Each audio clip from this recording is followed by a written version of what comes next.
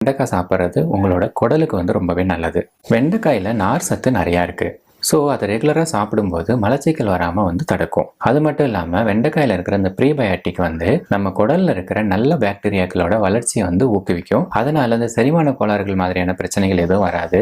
ஜீரண மண்டலம் வந்து நல்லாவே வேலை செய்யும். அடுத்ததாக வெண்டைக்காய் சாப்பிட்றது மூளை வளர்ச்சிக்கு ரொம்பவே நல்லது. சின்ன வயசில் நம்ம தாத்தா பாட்டிலாம் சொல்லியிருப்பாங்க, வெண்டைக்காய் சாப்பிட்டா வந்து மூளை வளரும், கணக்கு நல்லா போடலாம் அப்படின்னு சொல்லியிருப்பாங்க. இது எல்லாருக்குமே ஞாபகம் இருக்கும். அதுக்கு காரணம் வெண்டைக்காயில் இருக்கிற அந்த ஃபோலேட் வந்து நம்ம மூளையில் இருக்கிற நரம்புகளோட வளர்ச்சிக்கு வந்து ரொம்பவே ஹெல்ப் பண்ணும். அதனால ரெகுலராக வெண்டைக்காய் சாப்பிட்றது நம்மளுடைய மூளை வளர்ச்சிக்கு ரொம்பவே நல்லது. இன்னும் சொல்லணும்னா கர்ப்பிணி பெண்கள் வந்து அவங்க உணவுல வந்து ரெகுலராக வெண்டைக்காய் எடுத்துக்கிட்டாங்க அப்படின்னா கருவில் இருக்கிற குழந்தையோட மூளை வளர்ச்சி வந்து நல்லா இருக்கும். பிறக்கக்கூடிய குழந்தை வந்து அறிவாளியா பிறக்கும். கடைசியாக வெண்டைக்காயில் இருக்கிற பல்வேறு ஆன்டி ஆக்சிடென்ட், வைட்டமின்ஸ், மினரல்ஸ் இது எல்லாமே நம்ம உடம்புல நோய் எதிர்ப்பு சக்தியை வந்து அதிகரிக்கும். பல்வேறு வகையான நோய்கள்லேருந்து நம்ம உடம்பு